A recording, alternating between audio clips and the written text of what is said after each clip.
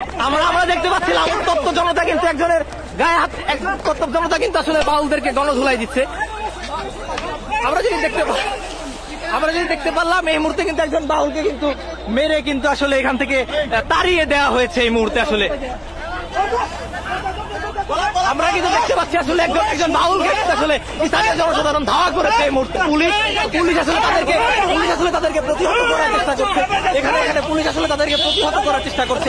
তোরা আজ বাউলদের সাথে যে আচরণ করলি, আমাদের নবীজি তো ইহুদি খ্রিস্টানদের সাথেও এত জঘন্য আচরণ করেন নাই।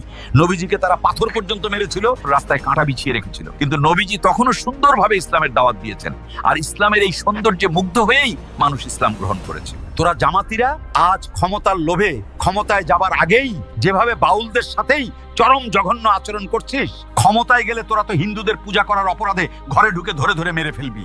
মাল্টিকালচারাল বাংলাদেশকে তোরা চরমপন্থী রাষ্ট্রে পরিণত করে ফেলছিস। তোদের নিজেদের মধ্যেই যে পরিমাণ ভয়ঙ্কর আকীদাগত দ্বন্দ্ব, তোরা নিজেরা তো মারামারি করে মরবি, আন্তর্জাতিকভাবে বাংলাদেশকেও জঙ্গি রাষ্ট্র বানাবি।